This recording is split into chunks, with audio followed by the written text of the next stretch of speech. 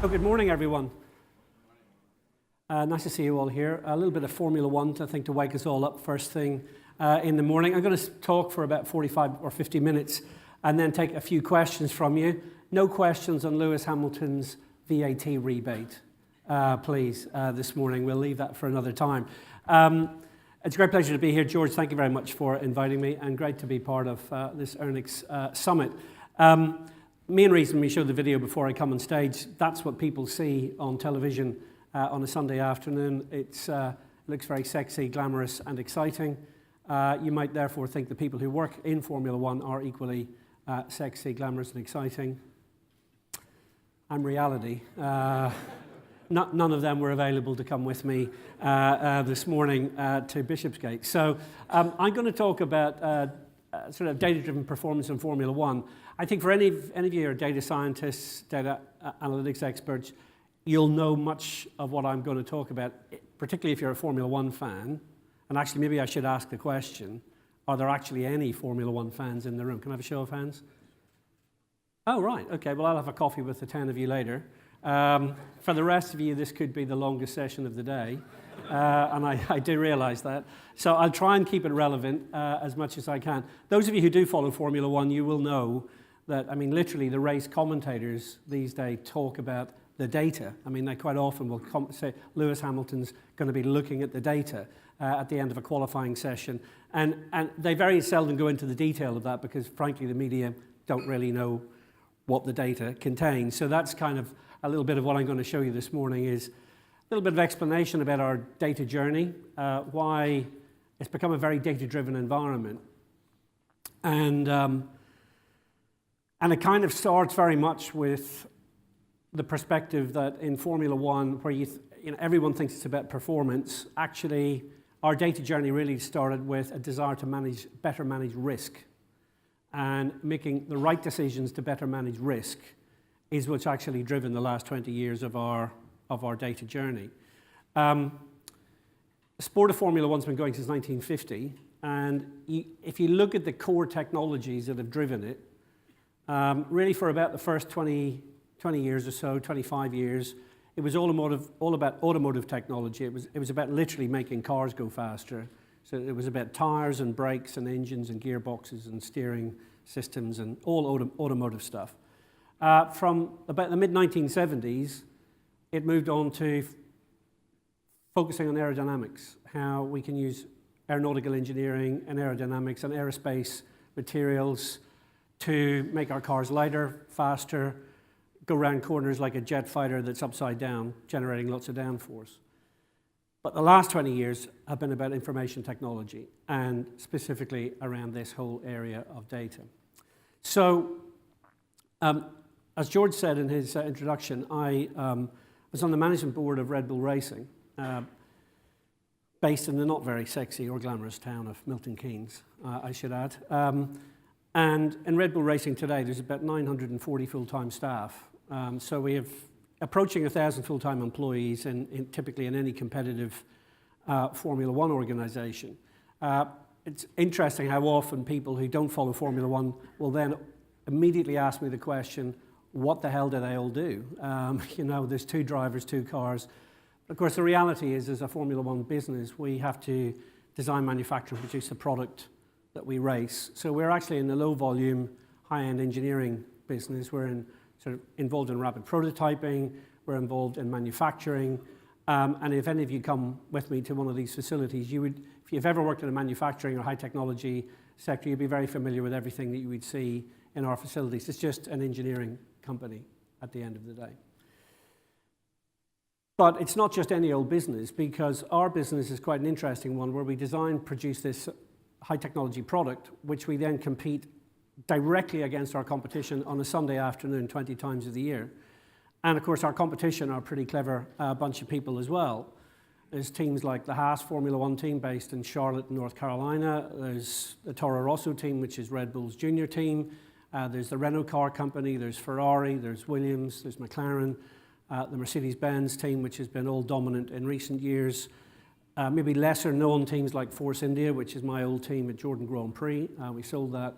I was there for 14 years. We subsequently sold that team. and the Sauber team based in Switzerland. So that's our competitive landscape. And if you're in a leadership role in a Formula One team, you're trying to figure out literally how are we going to beat our competition on 20 Sundays a year? How are we going to make better use of our resources? How are we going to get the most efficient outcomes? And to be blunt, we want to focus on how we can get a guaranteed outcome. Hope is not much of a strategy. We like having a guaranteed outcome based on science, on know-how, on having as much of a scientific certainty as possible. We do realize this makes Formula One incredibly boring. I will talk about this a little bit later on. But it's not boring when you're winning, because that's what we're focusing all our attention on. So that's the landscape. Everyone appears to be doing the same thing in our business. So every one of those teams designs and produces an amazing piece of technology. They're all engineering businesses. And as I said, if you came to Red Bull Racing, you would simply find nearly 1,000 full-time staff engaged in producing stuff, producing engineering technology, which literally comes together, is integrated into creating our end product. It happens to be engineering from aerospace, from automotive, from information technology, but ultimately when we create our Formula One product, the fans might see a racing car on TV on a Sunday afternoon. What we see is a very complex integrated solution, lots of different technologies that have had to come together, and we need everything to work seamlessly in order for us to get the outcome that we're looking for. And the degree of complexity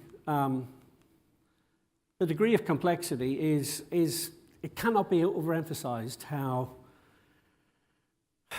difficult it is to get it right. First of all, we have to design everything in an environment where compliance is our number one requirement. We have to be compliant. The rules and regulations covering what we can do are very, very clear, and they're very clear about what we can't do. So we have to work in a highly regulated, compliant environment, yet we have to innovate and create world-class technologies that are better than our competition.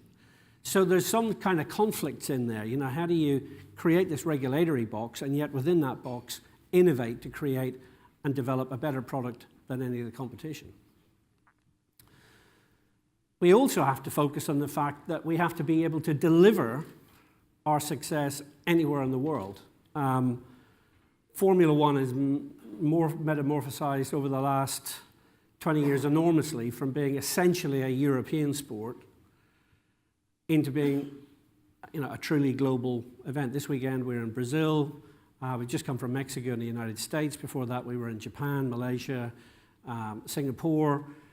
And really the business model of Formula One, which is a whole other topic, has changed out of all recognition. We now make our money not through selling sponsorship, but by selling events to governments around the world that we put on. But for our individual teams, that means that when we create our high technology product, and we take that to a marketplace, be it in Australia or Japan or Malaysia or wherever we are competing against our competition, we somehow have to not only make it fit for purpose at every different venue we go to, but we need to get a better guaranteed outcome than our competition.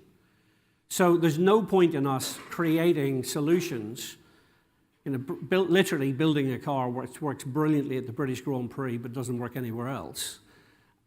We don't want a set of decisions that work at one time of the year but don't work at another time, or don't work under different conditions or variables, because there's tons of variables that change as we move around the world.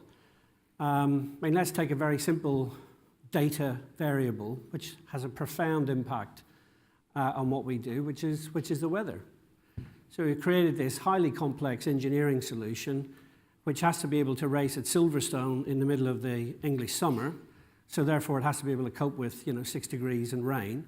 And then also we have to turn up in Malaysia, so this year at the Malaysian Grand Prix, the surface of the track, the surface of the tarmac was at 56 degrees centigrade. The heat soak through the car, all the electronic systems, all the software, you can imagine engineering hates that. Those kind of temperatures are so destructive. The effect that those temperatures have on the rubber, on the tires, that adds another huge variable into what we do. So you just take one little piece of data like what's the temperature that we're racing under anywhere in the world, and the variations are enormous, and the impact on your performance is significant. I mean, it's, again, for those 10 of you who follow Formula One, you'll know this is something that the commentators all talk about. You know, what is the temperature today? That's because they know that it's a big variable that the teams have to cope with. And that's why, for the drivers driving the car,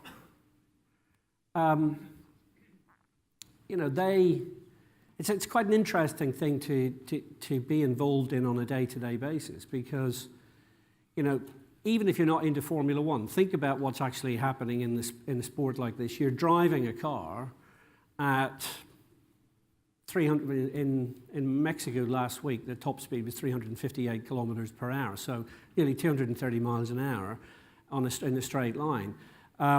You've got to drive this thing for an hour and 45 minutes. It's a 300-kilometer race. You have a ton of decisions that you have to make. I mean, of course, your natural talent is going to carry you through a lot of it, and that's what we pay these guys for. But the reality is no human being can compute all of the things that are going to happen during a race and are going to affect the outcome of it. So the experience for the drivers used to be a very, very lonely experience. If you go back to the 50s, 60s, 70s, 80s, early 90s, it was a very lonely experience. I mean, particularly if you were leading the race. If you can imagine you're leading the race, so there's no one in front of you, you've got no benchmark, all the information that you are ever going to get is on a pit board that someone hangs over the pit wall and shows you once a lap, okay? Usually 3 lines of information. You're first, you're 5 seconds in front of the guy who's second, and it's lap 3. Not that useful, really, especially when that information is actually 1 lap old. So it's actually historic data.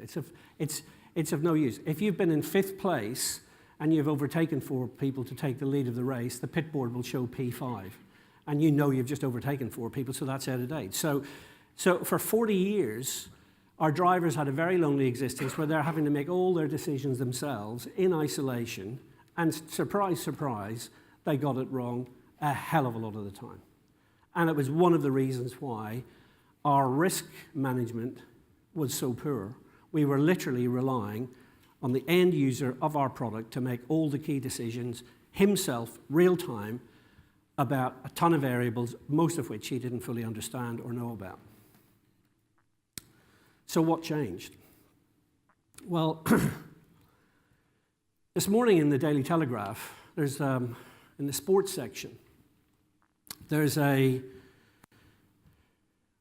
pretty remarkable article, actually. It's an extract from the autobiography of Adrian Newey, who is the top, I mean, unquestionably the top technical director in Formula One. He's won, I think, 14 world championships with different drivers, different teams. He worked for Williams. He was headhunted to McLaren. He was then headhunted to Red Bull, won 4 world championships with Red Bull Racing. So Adrian's a legend in the sport. And the reason the article is remarkable today in the Telegraph, that extract from his autobiography, he talks about the fact that he personally feels to blame for Ayrton Senna's death on May the 1st, 1994. Now, I've heard Adrian talk about this in very general terms. I'm pretty impressed that he's put it to paper, that he feels responsible for the death of Ayrton Senna. And it's amazing that that's in the paper today, because I'm coming here to talk to you about why data and data analytics has become so important. And the answer is to do with everything Adrian's just written about in his book that's been published in the paper today. It was the death of Ayrton Senna. Now, whether you follow Formula One or not, you probably are aware, if you're old enough, you'll be aware that when Ayrton Senna was killed, it was kind of a big moment in our industry. I mean, here was someone who was the leading protagonist in Formula One, the genius of his generation. You know, we can argue till the cows come home about who's the greatest driver of all time. Of that generation, he was the greatest. But he was killed while leading the San Marino Grand Prix because of a systems failure.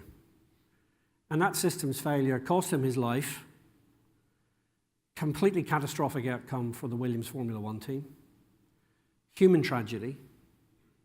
Then you think about the other things that occurred as a result of that.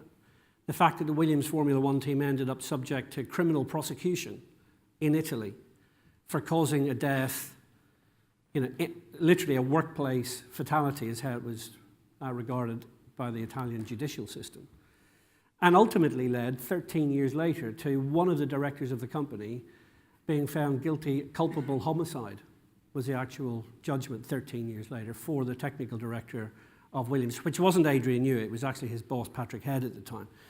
But to have actually witnessed one of the companies in our sector go through a 13-year criminal trial because of a catastrophic outcome, which, as Adrian Newey says today, was a result of appalling decisions. It was a result of appalling decisions with insufficient data, and he looks back at it now and he says, that was completely our fault. We didn't do our job properly. And if there can be one reason why the data revolution is so good for society, so good for businesses, so good for mankind, there's no question from a Formula One perspective, it's because it will actually save lives. And that's why AI, machine learning, and data analytics for us is just a fantastic opportunity to get rid of so many of the things that cause negative outcomes, poor decisions, having insufficient information to make the right decisions, and most of that comes down to people relying on other people. So this has been a profound experience for us. In the paper today, Adrian talks about the fact that accident was so heavy, it was such a high impact, most of the systems on the car were destroyed. But there's one good thing that survived, and that is they had, in 1994, they had a rudimentary onboard data system, which was storing data, real-time storing data. There was some basic wireless telemetry involved as well, but the important thing was that all the data was being stored on the vehicle. And that was being gathered, that data was being gathered at that time for one reason and one reason only, and that was to monitor performance, to give the company the opportunity to analyze performance so that they could go faster. But when Ayrton got killed, the fact that that data was available meant that they looked at the data from a whole different perspective, which was, what can we see in the data that gives us an insight into what went wrong? And they were able to forensically examine all of the things that went wrong to draw out the clues and then help them to arrive at conclusions as, could we have avoided this? And of course the answer was yes. It was very clear on the data that the steering had failed. Subsequent analysis showed that the steering had failed because of modification. And then actually the question starts to be asked, could we not have foreseen this? Could we not have had the data processed in such a way that we could have predicted this failure? So all of a sudden, and I mean, when you think about this is 1994, people were talking about, could data ever get to the point where we can predict outcomes, where we can spot a trend, where we can analyze and diagnose a system degradation that's going to lead to a failure, and we can call a halt to operations, or we can make a different set of decisions that will give us a different outcome.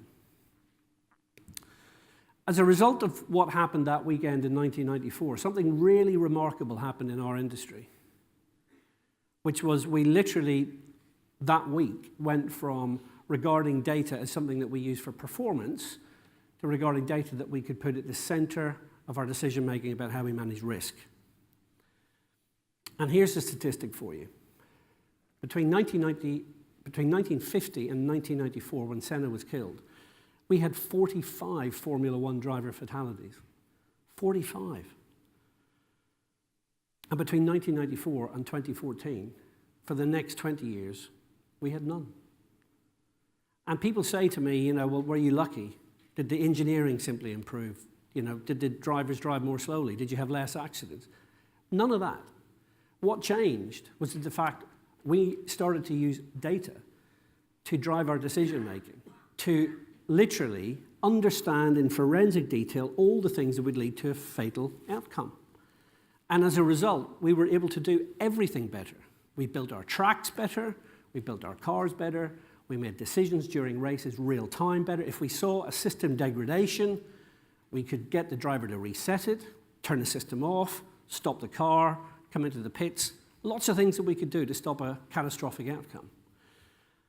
And of course, the more we use that information to drive better decisions in terms of risk management, the more we also then began to drive better decisions to improve performance. Suddenly, the two things were going hand in glove. So when you see an accident of the kind that happened to Fernando Alonso last year, this is him at the Australian Grand Prix. So this is your kind of stereotypical 200-mile-an-hour Formula One accident. Human error. He makes a bad decision, drives into the car in front of him, has a catastrophic accident. Car is completely destroyed. Of course, it makes for great television. Sky replay it 150 times. Love watching all of that. But actually, for us, what's great about this is that all it does is provide good entertainment. Fernando Alonso survives that accident intact. He did injure himself and he undid the seatbelt and fell out of the car after the accident finished. But actually, during the accident, he didn't injure himself. And the fact that all of those structures, the fact that all those engineering structures did what was expected of them during a high-energy impact was completely down to the fact that we have the data that teaches our engineers how we have to design a car to withstand impacts like that. For the eagle-eyed amongst you, you'll have noticed things in that video, such as the wheels don't fly off anymore. The wheels don't fly off into the spectators. The car doesn't burst into flames. The driver doesn't get crushed, with any components. All the things that used to happen, physical things that would happen before, they don't happen anymore because we've used the available data from previous events to protect ourselves from future outcomes. So if you come with me today to a race, maybe I'll talk to George about that, maybe we'll run a promotion sometime in the future. If you came with me to a race today, one of the things that gets commented on so much when people come into the garage is to say, what the hell do all the people do on the computers? So these are our mechanics of today. Our mechanics of today aren't dealing with carburetors and springs and shock absorbers. Our technicians of today are data analysis technicians. They just look at information. They look at information flows. We typically have 8 data analysis technicians per car. You'll have 6 looking at all of what we call the chassis systems, which is essentially everything on the car other than the engine and transmission. And then you'll have 2 data analysis technicians looking purely at the engine and transmission, simply because they're such a complex set of technologies in their own right. And you might say, well, so what are these people able to do? Well, what they're able to do is they're looking at real-time information flows. We have between 240 and 280 sensors on the car. Those sensors are not, we're not generating huge volumes of data, but the data that it's generating is incredibly insightful. So we're generating about 80 to 100 gig of data over the course of a Formula One weekend. So it's about 1,500 kilometers of running, about 80 to 100 gig of data. And what they're doing is they're looking at all the key and critical systems. And the software is designed in such a way that if anything starts to operate outside its normal parameters, there's an alert. If anything starts to degrade, if anything starts to develop a trend, so for example, if we start to see, let's take a variable like, shouldn't be a variable, but a potential variable like oil pressure. If you start to see the oil pressure drop in the gearbox or the engine, you're heading for a failure. Well, a failure of an engine is an expensive undertaking. An engine in Formula One today costs about $500,000 to produce. They're very complex petrol, electric, hybrid engines. So there's a financial cost to failure. There's also a massive risk if you have failure. If your driver is doing 300 kilometers an hour and his engine explodes and he's in front of someone else, that could cause a major incident. So knowing that the oil pressure is beginning to drop, even by a small percentage point, that becomes something we then start to monitor real time. And then here's the key thing. Any one of those data analysis engineers has a direct line to the key race strategist on the pit wall, and they can actually, if necessary, they can call a halt to operations. So they can speak to the pit wall and say, this system is degrading, we have to stop. And that's why, again, for those of you who watch Formula One, you'll often hear the driver will actually get that instruction. He's happily racing, and suddenly he'll get an instruction, sorry, you need to pull over, the car's about to fail. The days when the car would fail spectacularly are generally over, because we can see when the problems are arising. So that's the kind of environment that we're dealing with now. And of course, this is moving very fast, because it's gone from being kind of looking at historic data to then looking at trends to then adopting a data analytics approach where we start to predict outcomes, where we are going to be in the race, where any system is going to be. So when the car returns to the garage during practice and qualifying, it's plugged into all these umbilical systems. Literally, it's like being in an intensive care unit. We are interrogating the vehicle for all of the data that is available to tell us what's going on with all of our systems, how the end user, which is the driver, is performing, so how he is using our machine in that environment. And each time that gives us an opportunity to make a correction and to improve. So as part of our inherent obsession with continuous improvement in Formula One, this technology has been a dream come true. It just means every time we go out onto the racetrack, we expect to do better than the last time we went out. And again, if you follow Formula One, you know, like during practice, during qualifying, even during the race, you will see the lap times improve steadily over time, because this focus on continuous improvement, using all the available information to generate marginal gains, is at the heart of what we do. So how does this manifest itself for people like the drivers? Any Michael Schumacher fans in the room? Oh, good. I'm pleased people put their hands up, because usually in England we don't get many people put their hands up, because there was a Damon Hill Michael Schumacher thing that went on, isn't that right?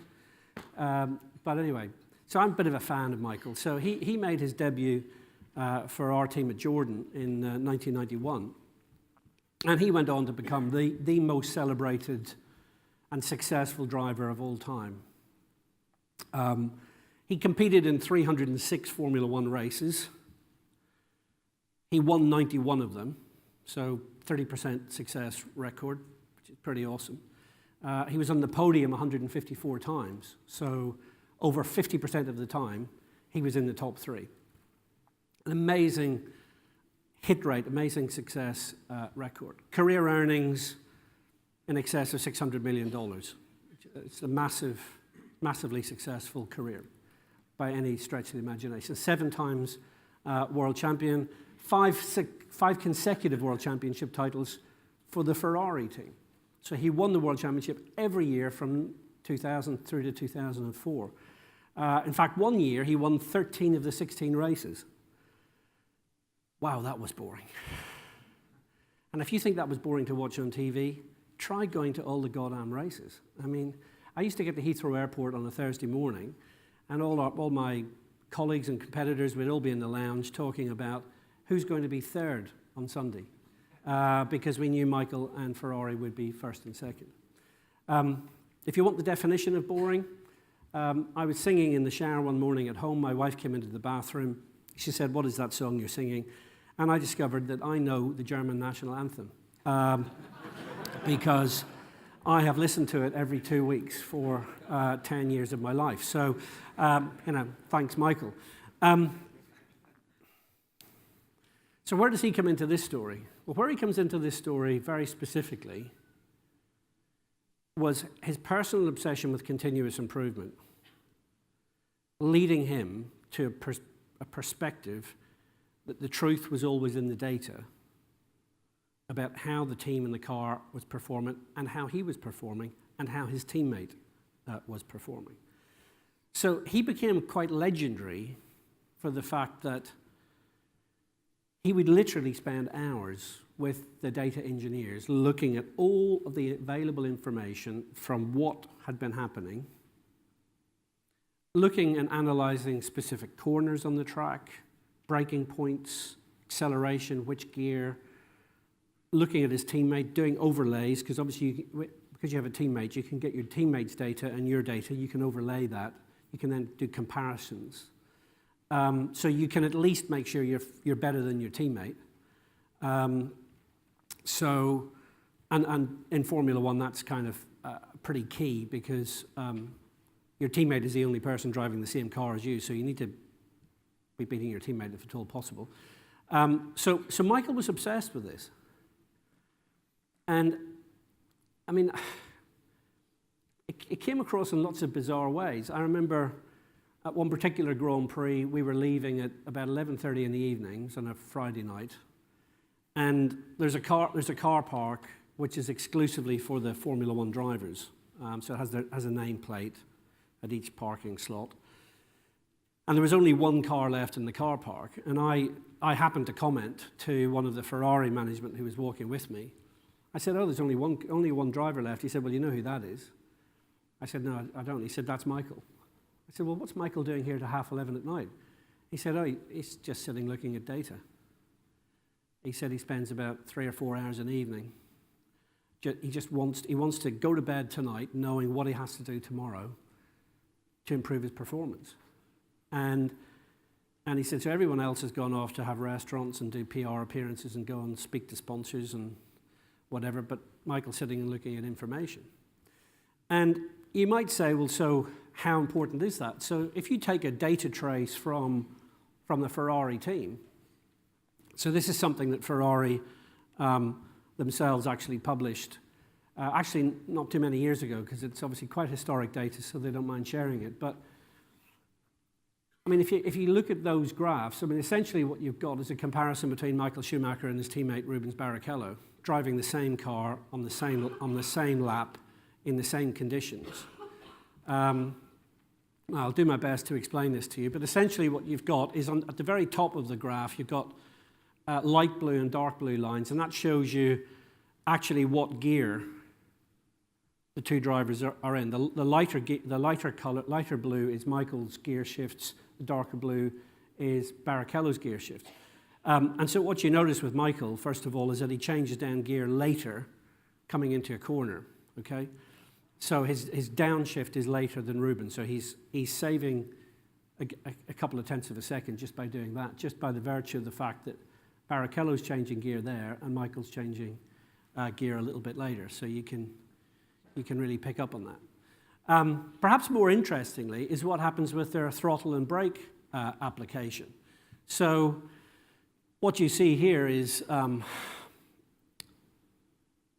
the green line, you've got, and if we're looking at the middle graph, on the green line you've got where it's flat, where it's straight. That's where Michael is on full throttle, and you can see he's flat out the whole way along the straight. But just have a look at what happens in a corner. So in a corner, and I'll explain this to both sides of the room. In a corner, he will arrive at the corner and come off the throttle very smoothly.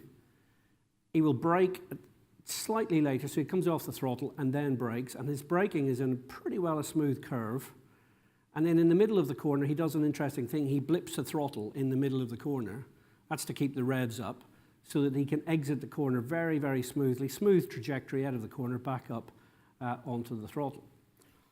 Meanwhile, Rubens Barrichello, he gets to the corner, absolutely jumps on the brakes like, you just can't believe. I mean, literally just pushes the brake as hard as he humanly can push it, which, of course, drops the speed enormously and puts a lot of temperature through the brakes, a huge spike in the brake pressure. a huge drop in the throttle. He doesn't blip the throttle during the corner because he's just allowed all the revs to drop completely. He then gets on the power to come out of the corner, but because he's braked so heavily coming into the corner, the car has been unsettled. So as he comes out of the corner, he has to get off the throttle because the car's gone sideways slightly. So he's had to back out of the throttle, so you get a big drop in that throttle performance. So you just look at that one corner. I mean, we're only talking about 100 meters of performance, but Michael has come off the throttle smoothly, blipped it in the middle of the corner, got back on the power. Meanwhile, he's braked in a very smooth trajectory on the braking system, compared to Rubens, who's just jumped on the brakes, come completely off the throttle down to 0 performance, and then jumped back on the throttle, caused a huge oversteer sliding moment, which has led to him having to make a correction at the exit of the corner, and then back on the throttle. And if you go into the next 2 corners, well, the picture becomes even more clear. Michael gets to the next corner, comes off the throttle very smoothly onto the brakes. He does a very interesting thing. Just as he's coming into this corner, because it's a very, very high-speed corner, he just feathers the brake very, very slightly just to balance the car before he gets into the corner. So again, you see the behavior of Michael through those 2 corners, whereas you look at Rubens, he unbelievably comes off the throttle too early, then decides to get back on it again, then comes off with another massive braking maneuver. He's up and down on the throttle like a yo-yo. I mean, it's all over the place. So here's the thing, ladies and gentlemen. The sports media will write all day long that they don't know whether Lewis Hamilton's faster than Nico Rosberg, or whether Sebastian Vettel's faster than Kimi Räikkönen, or Max Verstappen is faster than Daniel Ricciardo. We know.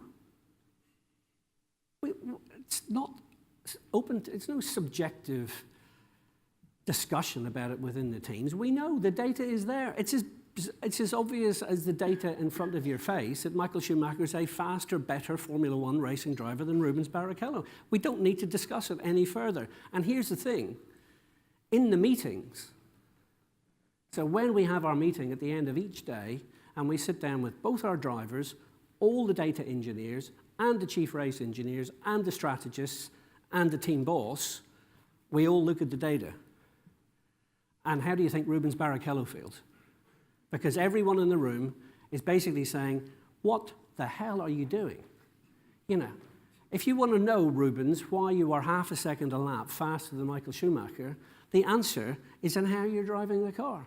Both your cars are identical specification. And so all we need you to do is to go out and replicate. If you can just please replicate, listen and learn, look and learn. If you can replicate what Michael's doing, you'll be as fast as him. And this is the power of data in our environment. And actually, the reason that one of the impressive things last year was in 2016, the fact that Nico Rosberg beat Lewis Hamilton in the World Championship was really impressive, because we know on the data that he is slower, but he had better reliability and he had better consistency, and ultimately that's what gave him the championship. So that's the detail that we're going into. And if you fast forward to this year,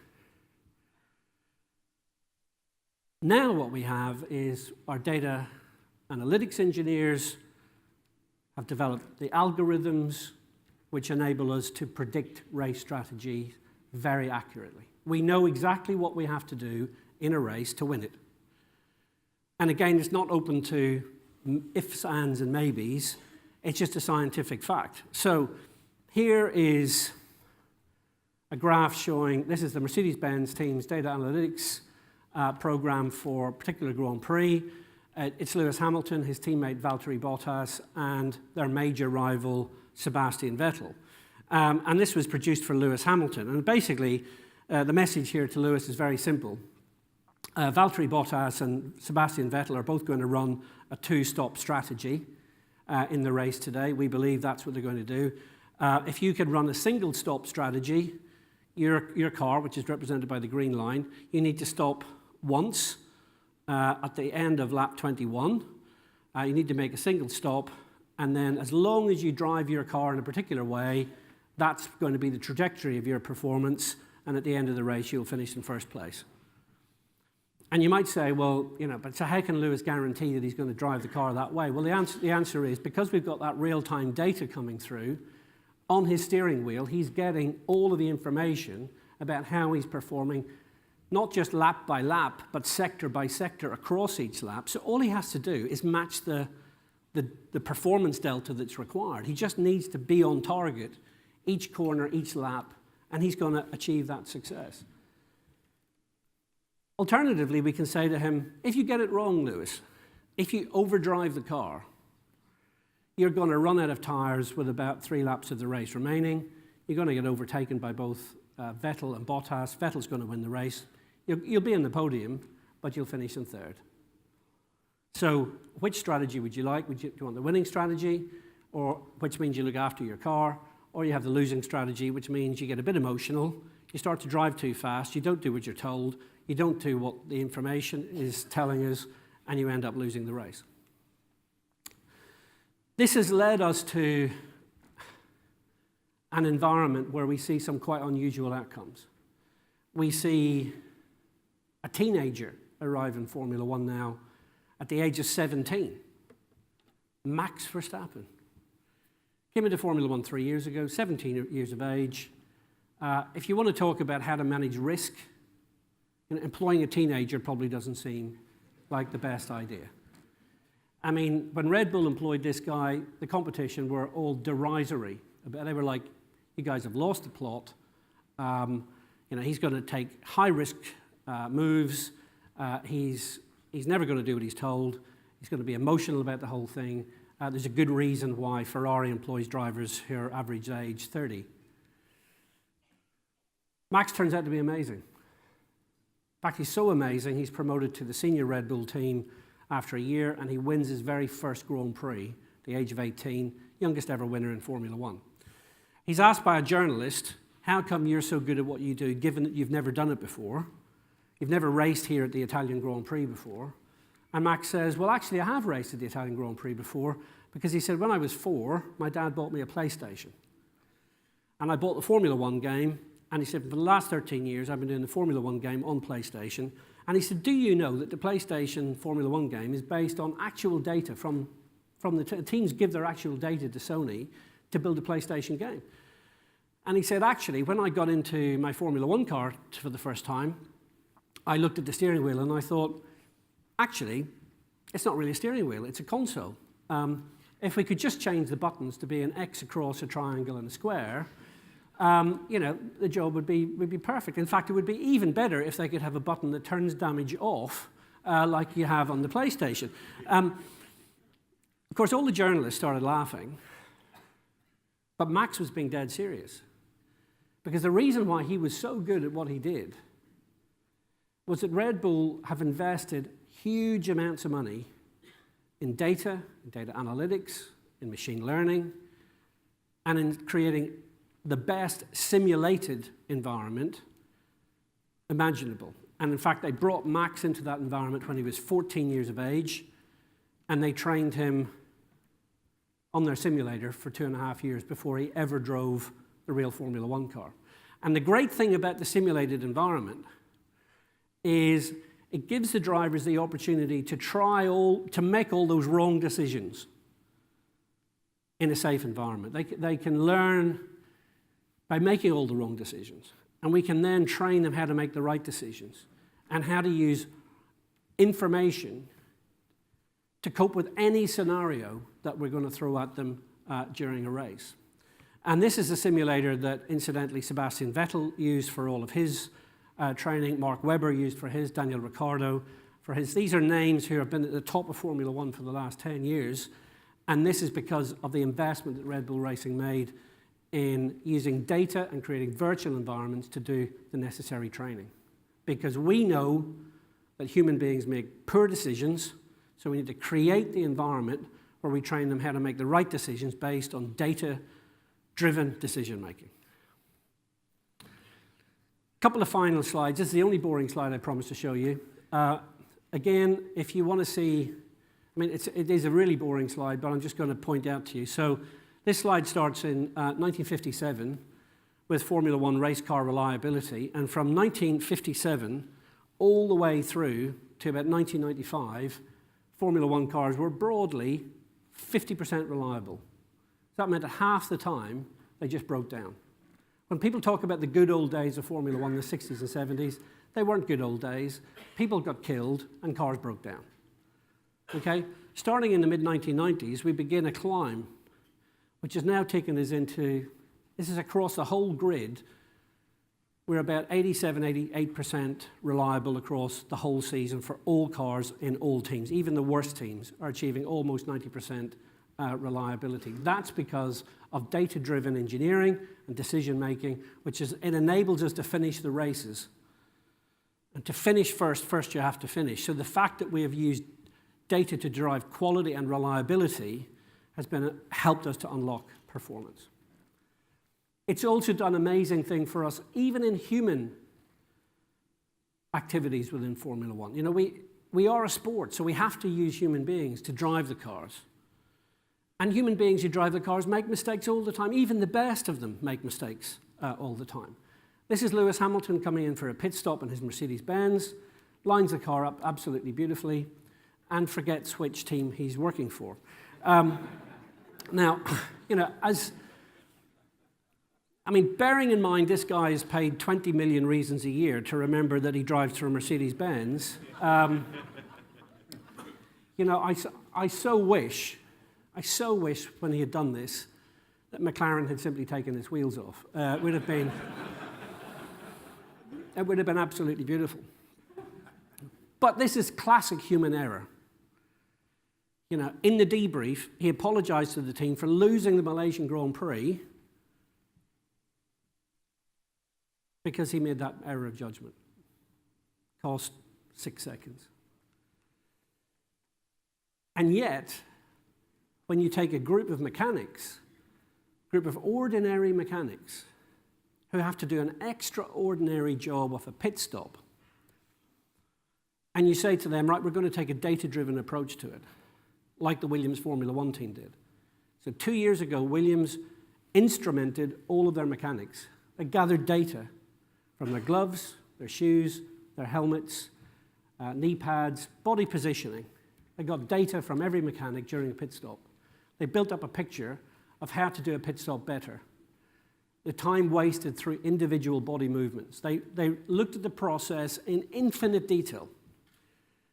And for the last 2 years, Williams have now been the best pit stop crew by a substantial margin. So this is where human and data come together. And for us, it's a fantastic example. They've got the current world record, so this is 1.9 seconds for a pit stop. And when you think that that is 20 ordinary technicians doing something extraordinary, because the data unlocked the clues as to where the performance could be improved. I mean, I'm sorry, I could watch that all day long. I was asked to speak at a conference earlier this autumn for QuickFit. And I have to say I thought long and hard about showing them that video, because I doubt they've ever answered the telephone in 2 seconds, let alone provided 4 new wheels and tires. So that's just that final piece. And where I want to finish before I take a couple of questions is,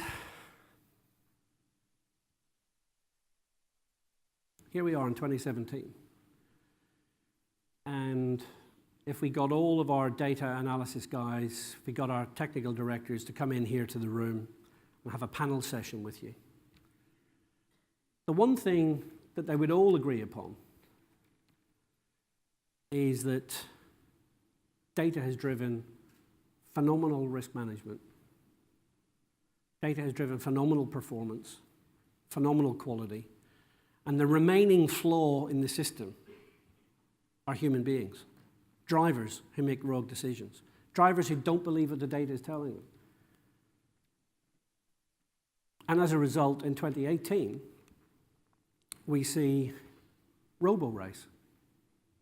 Get rid of the last remaining flaw.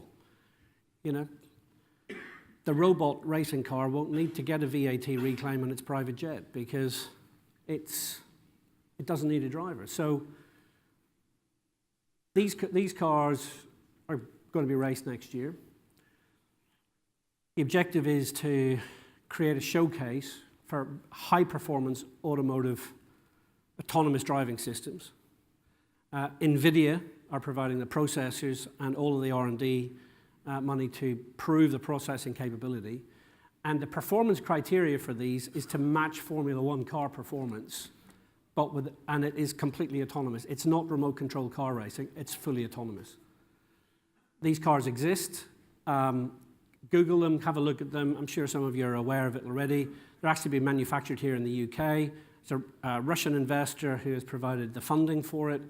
And people say to us in F1, are you frightened about this? We're not frightened about it. It's fascinating. This is actually creating a showcase for where AI and machine learning can go to in our environment, how we can better process information, get the outcomes that we're looking for, and ultimately demonstrate to the public the fact that this is not something to be frightened of. This is something that's going to drive phenomenal performance, phenomenal safety, and phenomenal outcomes in the future. Thank you very much.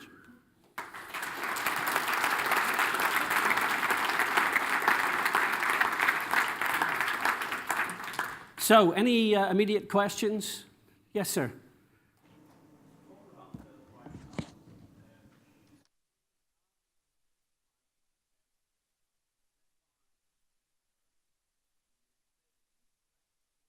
Mm-hmm.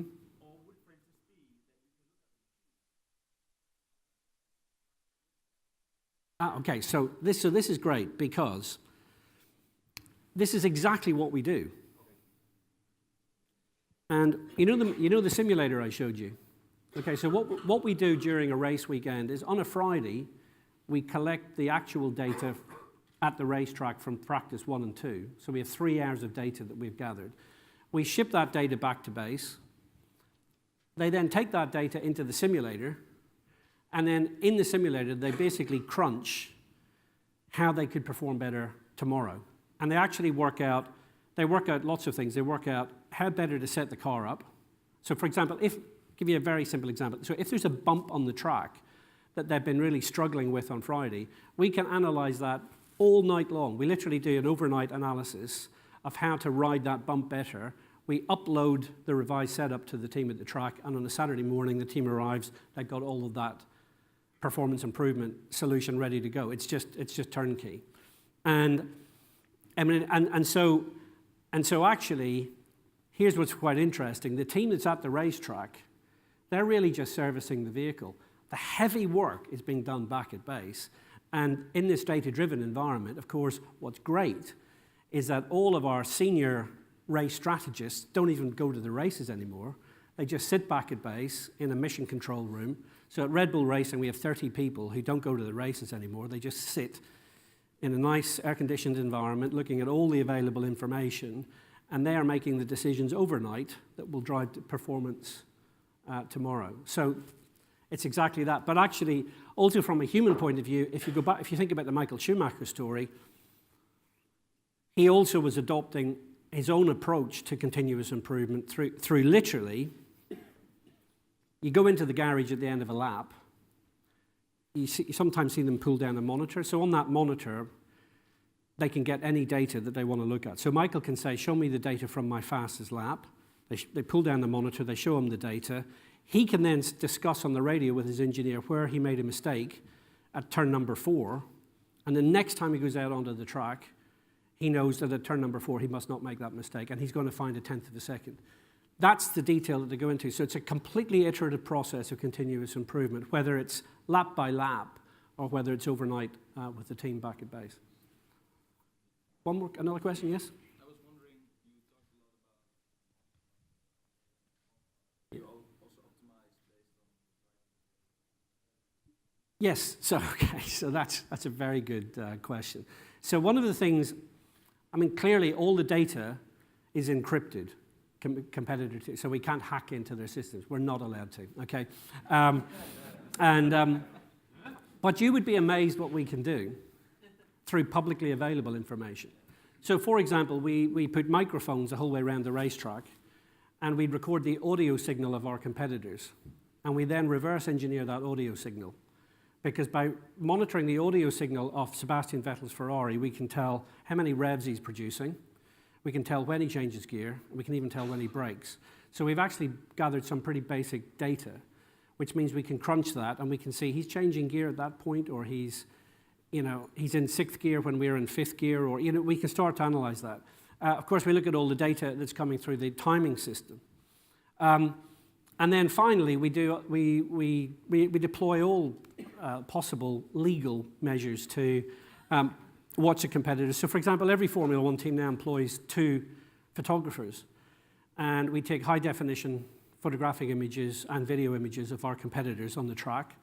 We then scan those into our design systems, and we can replicate our competitors' complete aerodynamic design and vehicle design, which means we can fully understand what they're doing. So actually, technology as it is today, and of course, if we really wanted to, we can then 3D print their car.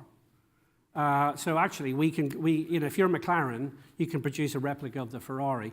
You may not know what's under the surface exactly, but you get a very good idea of their overall concept. So that's all extremely useful. One final question? No? Thank you very much. I'll be around later for coffee. Anybody wants to come and have a chat? Thank you.